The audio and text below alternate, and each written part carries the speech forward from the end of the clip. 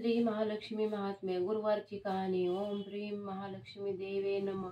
श्री लक्ष्मीची कृपा आपल्याला लावावी, तिने आपल्या घरी सतत वास करावा, आपला संसार सुखसमाधानाने चालावा म्हणून अनेक भाविक भक्त श्री लक्ष्मी देवीचे व्रत करतात, त्यांना उत्तम फळ मिळते। व्रताची सुरुवात मार्गशीर्ष मासातील पहिल्या गुरुवारी करून शेवटच्या गुरुवारी उद्यापन करावे असे सांगितले आहे। जर मार्गशीर्ष मासी जमले नाही तर कोणत्याही महिन्यातील पहिल्या गुरुवारपासून व्रत सुरू करावे व शेवटच्या गुरुवारी सांगता करावी। काही भाविक दर महिन्यात व्रत करण्याचे ठरवून सतत 1 वर्ष हे व्रत चालू ठेवतात। या श्री लक्ष्मी व्रताचे नियम, पूजाविधी, कहाणी, आरती इत्यादी दिले आहेत, त्याप्रमाणे आपण सर्व विधी करावा। श्री लक्ष्मीच्या कृपेने सर्वांचे मनोरथ पूर्ण होतात ही श्रद्धा ठेवावी। जय श्री महालक्ष्मी देवी नमः।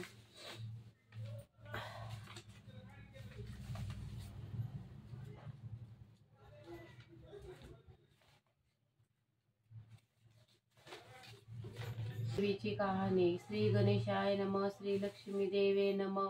ओम श्री कु ओम धनदेहि माम। ओम धनदाय नमस्तुभ्यं। निधिपदमाच्यं भवनतो तत्वप्रसादमे धनधान्य संपदा। ध्यानी घ्यावी श्री लक्ष्मी देवीची कहाणी। द्वापर युगातील सौराष्ट्र देशाची मोहिनी 8 पाट नगर होतं। तिथे एक राजा होता। राजाचे नाव होते भद्रशाह। तो शूर होता, दयाळू होता, प्रजादक्ष होता, देवा ब्राह्मणांना, साधू संतांना सुखावीत होता। राजाच्या राणीचे नाव होते सूर्यचंद्रिका। ती रूपाने सुंदर होती पण स्वभावानं गर्विष्ठ होती। मागच्या जन्मी ती होती एका वैश्याची बायको। नवऱ्याचं तिचं भांडण होई घरी वैतागली गेली निघून रानात। तिथे पाहिल्या सुवासिनी त्या करीत होत्या लक्ष्मी व्रत। तिने पाहिलं व त्यांच्याबरोबर तसं व्रत केलं। दुःख गेली, दारिद्र्य गेलं, परिस्थिती सुधारली। देवीची भक्ती करीत होती। पुढे गेली ती मरून। पुढचा जन्म स्त्रीचाच आला। पुढे भाग्य उजळलं। भद्रशाह राजाशी लग्न झालं। ऐश्वर्य हाती आलं। गर्वानं फुगली, गरिबांना विसरली, चोऱ्या ताठ्यांना बोलू लागली, दासीवर खेकसू लागली। एकदा काय झालं, देवीच्या मनी आलं राणीला भेटावं, मागची आठवण द्यावी, ती ओळखते का नाही पाहावं। राणी राजवाड्यात मजेत राहत होती। ती राजा तिचं कौतुक करीत। त्या दोघांना 7 मुलगे झाले, 1 मुलगी झाली। मुलीचे नाव होतं शांबाला। एके दिवशी अचानक देवीनं म्हातारीचं सोंग घेतलं, फाटके वस्त्र आली, हाती काठी घेतली, आधाराला हळूहळू पावलं टाकीत आली राणीला भेटायला। वाड्याशी आली अन आरोळी दिली, आहे का कोणी घरी, घालील का कोणी घास। दासी आली बाहेर, म्हातारी दिसली समोर। तिनं विचारलं, कोण ग तू, कुठून आली, काय काम काढलं, तुझं नाव काय, गाव काय, काय हवं तुला। म्हातारी सांगू लागली हळू आवाजात, तशात खोकलाही येई मधून मधून। म्हातारी म्हणाली, माझं नाव कमलाबाई, द्वारकेहून आली इथे राणीला भेटायचंय। कुठे आहे ही या राजाची राणी। दासी म्हणाली, राणीसाहेब आहेत महालात, मैत्रिणीशी गप्पा मारतायत, त्यांना सांगितलं तर त्या मलाच रागवतील, तुला कशा भेटणार त्या, तुझा अवतार पाहून तुझ्यावरच खेच असतील, उंदून बोलतील, मैत्रिणीही तुला हसतील, तू इथे बस आडोशाला थोडा वेळ। मैत्रिणी गेल्या की सांगते त्यांना। म्हातारीला राग आला होता, तीही संतापली, तुझी राणी पैशावर भाळलीये, माणुसकी विसरलीये, मागच्या जन्मी होती ती दारिद्र्य, आज झाली राणी, पण ती माझ्यामुळेच, मीच तिला देवीचे व्रत सांगितलं, तिने केलं, आता देवीच्या कृपेने राणी पदावर बसली, पण देवीची आठवणही नाही तिला आता संपत्तीचा गर्व झालाय, डोळ्यावर पैशाची धुंदी आली, गोरगरिबांना कशाला विचारेन ती, थोरा मोठ्यांच्या मुली मैत्रिणी झाल्या, म्हातारी गरीब भिकारी, तिला कोण विचारतय।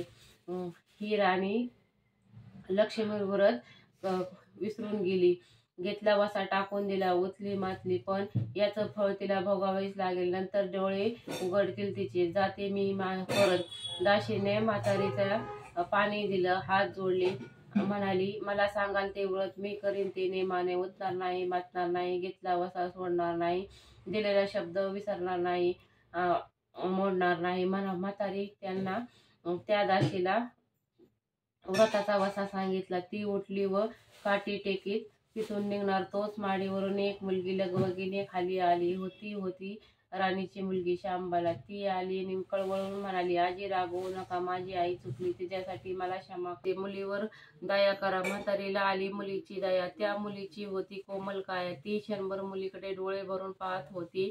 तिथे तिने मुलीला लक्ष्मी व्रताचा वसा सांगितला व ती मुलीचा निरोप घेऊन निघणार तोच राणी तरा आली माडीवरून दाराशी. इथे तर दिसली ती म्हातारी. राणी कळाली, कोण ग तू थेरडे, इथे कशाला आलीस? जा इथून, उठ लवकर, नाही तर ढकलून द्यायला सांगते तुला. लाज नाही वाटत तुला इथे यायची? दुसरी घरं नाही तुला? म्हातारीचे डोळे गरारली फिरले, कपाळावर आठ्या उमटल्यात. नी तडकन ती निघून गेली परत. पुढे दाशीने लक्ष्मी व्रत केलं. तिची स्थिती उत्तम सुधारली. ती गेली दाशी पण सोडून व पुढे सुखाने संसार करू लागली. पुढे मार्गशीर्ष महिना आला. पहिल्याच गुरुवारी शांबालेने लक्ष्मी व्रत केलं. सगळे नेमधर्म पाळून 4 गुरुवार तिनं ते व्रत केलं. शेवटच्या गुरुवारी थाटानं उद्यापन केलं. सिद्धेश्वर राजाच्या मालधार नावाच्या राजपुत्राशी शांबालेचा विवाह झाला. तिनं राजवैभव मिळालं. लक्ष्मी व्रताच्या प्रभावाने तिचा संसार सुखासमाधानाने चालू लागला. पण भद्रशाव व सूर्यचंद्रिका राणी यांना हळूहळू वाईट दिवस दिसायला लागले. शत्रूने भद्रशावचं राज्य लोभावलं. सूर्यचंद्रिका राणी होती ती स्थिती बदलली. भद्रशावला फार वाईट वाटे. राणीला रडू कोसळे, पण करणार काय? एक दिवस चिंतेचा उगवत होता तसाच मावळत पण होता. राणी रानावनात हिंडून कष्टाचे दिवस ती काढत होती. भद्रशावला वाटलं मुलीकडे जावं, तिला पाहावं. तो एकदाचा तिच्या घरी निघाला. चालून दमला होता. नदी तीरावर विसाव्यासाठी थांबला. राणीची दाशी नदीवर आली येत होती. तिनं भद्रशावना पाहिलं, ओळखलं. परत लगबगीने घरी गेली. राजाला बातमी सांगितली. मालधाराने माणसं पाठवले.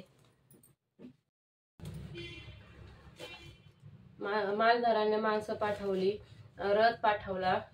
शौशुराने घरी आणलं. मानसन्मान केला. नवी वस्त्र दिली व गळ्यात हार घातला. शांबाला वडिलांची नीट व्यवस्था ठेवत होती. राजाचे दिवस मजेत जात होते. आता परत जायचा विचार त्याच्या मनाने घेतला. जावयाला तसं सुचवलं. भद्रशावला मुलीचे व जावयाचा निरोप घेऊन निघाला. जावयानं नोकराजवळ एक हांडा दिला. मोहरांनी भरला होता तो. नोकराच्या सोबतीने राजा पुन्हा घराकडे परतला. चंद्रिकेला भेटला. हंडा पाहून ती खुलली. हंड्यावरचं झाकण काढलं. आत पाहते तो काय, आत दिसले कोळशे. सूर्यचंद्रिकेने कपाळावर हात मारून घेतला. नवऱ्याला सांगितलं. तोही चकित झाला ते ऐकून. दुःखाचे दिवस संपत नव्हते. दारिद्र्याचे भोग सुटत नव्हते. चिंतेचे ढग स्वभावावर दिसत होते. काळजीचा वणवा भडकत होता. सूर्यचंद्रिकेला एक दिवस अडचणीचा वाटत होता. तिच्याही मनाने घेतलं, एकदा मुलीला भेटावं, डोळे भरून पाहून यावं. आपल्या नशिबाचे भोग आपल्यालाच भोगायचे आहेत. दुसरं करणार काय? एका गुरुवारीच ती घरून निघाली. मुलीच्या गावच्या नदी तीरावर बसली. अगदी दमून गेली होती ती. त्यावेळी एक दाशी नदीवर आली होती. तिनं राणीच्या आईला ओळखलं. ती माली गेली. राणीला बातमी दिली. तुमची आई नदी तीरावर बसली, खूप दमलेली दिसती. तिला आणायला पाठवा कोणीतरी. शांबालेने रथ बोलवला. आईला घेऊन यायला सांगितलं. आई रथात बसून घरी आली. शांबालेने पाहिलं आईला. तिने प्रेमाने मिठी मारली. मुलीचे घरचं ऐश्वर्य पाहून तिचे डोळे तृप्त झाले होते, पण तोंडातून शब्द फुटत नव्हते. आईला स्नान करायला दिले. मग पैठणी नेसायला दिली. गळ्यात सोन्या मोत्यांचे अलंकार घातले. आईचं रूप उठू दिसू लागलं. दुपारची वेळ झाली. शांबाला लक्ष्मी व्रताचा वसा करीत होती. लक्ष्मी देवीच्या भक्तिभावानं पूजा करीत होती. आरती झाली. धूप दीपांचा वास दरवळत होता. शांबालेने उपासच होता. तो ती कडकडी करीत अगदी निराहार राहून आईच्या जेवणाची तयारी झाली होती. तिनं आईला जेवायला बोलवलं आणि आईला मागच्या जन्माची आठवण झाली. ती लक्ष्मी व्रताचा वसा करीत होती. लक्ष्मी देवीच्या कृपेने ती राणी पदावर राणी झाली होती. ती म्हणाली, श्यामा मी पण जेवत नाहीत, मी तुझ्या बरोबर उपासच करीन. श्यामा ठीक आहे म्हणाली. मार्गशीर्ष महिन्यातील तो होता. चारही गुरुवार मुलीने केलेले व्रत तिच्या आईने पाहिले होतं. भक्तिभावानं नमस्कार करीत होती, उपवास करीत होती, सर्व दुःख दूर व्हावेत म्हणून प्रार्थना करीत होती. महिना संपला व घरी जाण्याचा विचार ठरला. तिला पोचवायला श्यामबाला बरोबर गेली होती. 4 दिवस राहून श्यामबाला परत निघाली. मालधाराने पूर्वी पाठवलेला हांडा तिने घेतला. त्यात मीठ भरलं व तो नोकराजवळ देऊन ती पुन्हा आपल्या राजवाड्यात आली. मालधाराशी गप्पा गोष्टी वेळ जात होता. त्यांना सहज विचारलं, माहेरून काय आणलं? श्यामबालेने बरोबर आणलेल्या हांड्याकडे बोट दाखवले. मालधाराने झाकण काढले. आत काय दिसले? मिठाचे खडे. अगं वेडी, हे मिठाचे खडे कशाला आणलेस? इथे नाही का मिळत मीठ? हो मिळतं ना मीठ, पण हे मीठ माझ्या वडिलांच्या राज्यातील आहे. वडिलांचं राज्य सौराष्ट्रात होतं. तेथील शेजारच्या समुद्राचे आहे हे मीठ. मग समुद्र तीरावर दूरवर माझ्या वडिलांचं राज्य पसरलं होतं. पण आज श्यामबालेच्या सांगितलेली गोम राजाने हेरली होती. पण तो विचारचक्रात गुंतला होता. श्यामबाला सांगत होती, हे मीठ माझ्या जीवनाचे अमृत आहे. मिठानेच अन्नाला रुची येते. मीठ नसेल तर सारे पदार्थ आणि बेचव. जो माणूस जिथं मीठ खातो तो धन्याशी नेहमी इमानी राहतो. त्याचं सारे रक्षण करतो.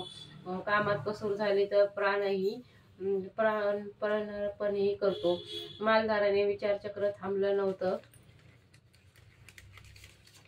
त्याने ताबडतोब आपले सेवक आपल्या सासऱ्यांकडे भद्रशाहकडे पाठवले व ताबडतोब बोलवून घेतले. भद्रशाहला या तातडीच्या बोलण्याचा काहीच अर्थ कळत नव्हता.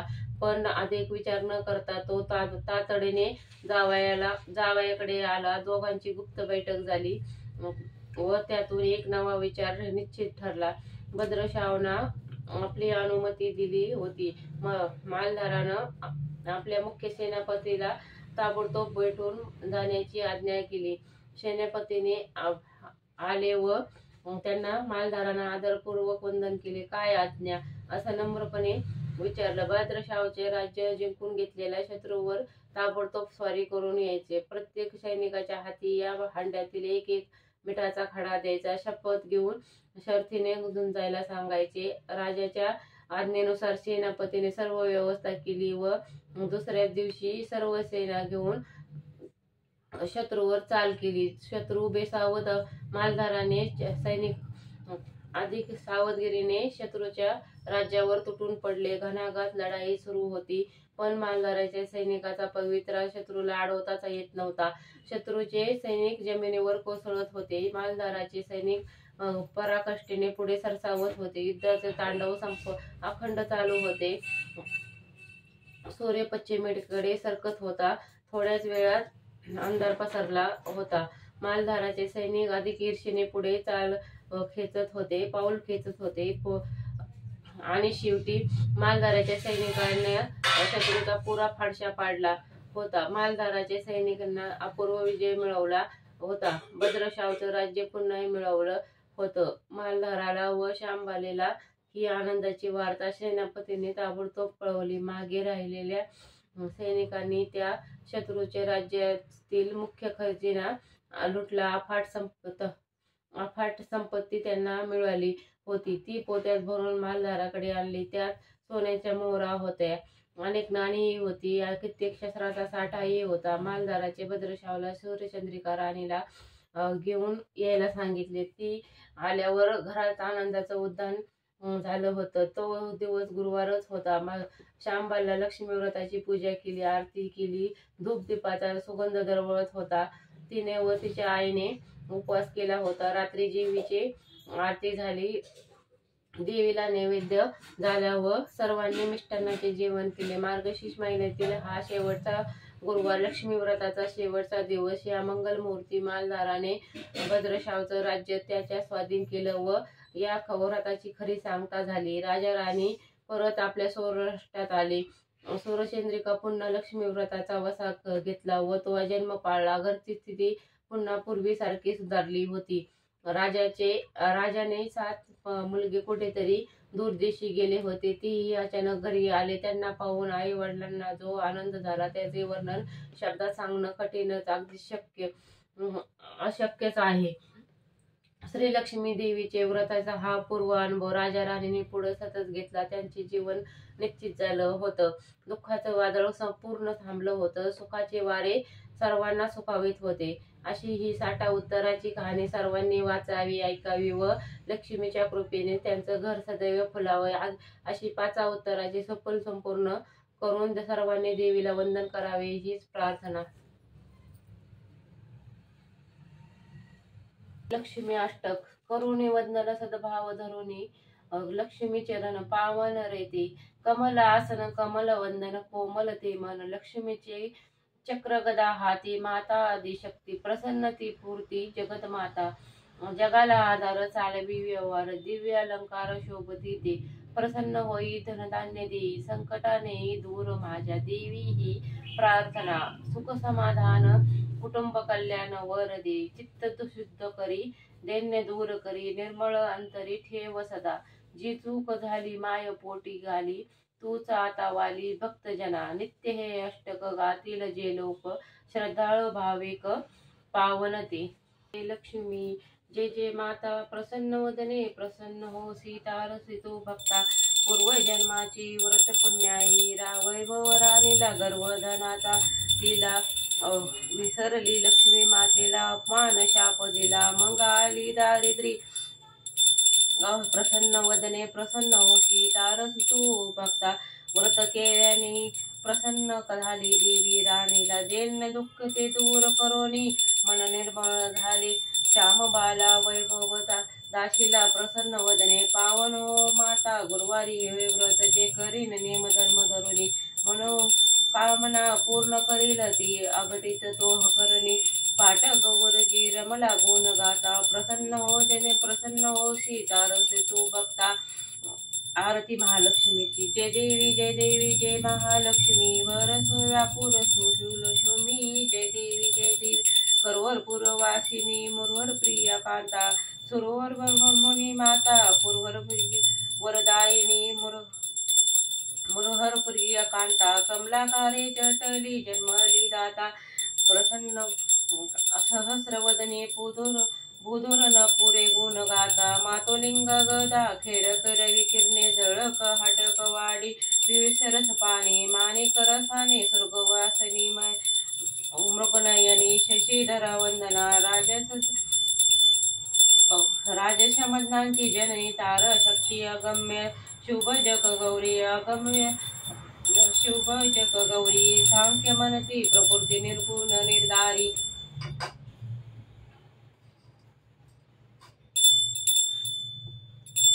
गायत्री निज बीज नेक माग सारी. प्रकट पद्मावती निज धर्मांची चारी. अमृत भरते सारी अवधूत वारी. मारी दुर्घट असुर भवदूत तारी. वारी माय पलट प्रणमत परिवारी. हे रूप चंद्रूप दारी निर्धारी. चतुराने कुचित कर्मांच्या ओळी लिहिल्या असतील माते माझे निजबाळी. सोनी चरणातळी पद्माशू शाळी. मुक्तेश्वर नागर क्षीरसागर बळी. जय देवी जय देवी जय महालक्ष्मी. करपुरी वासनी बरसो व्यापर करणी सुशूल शूमी. जय देवी जय देवी.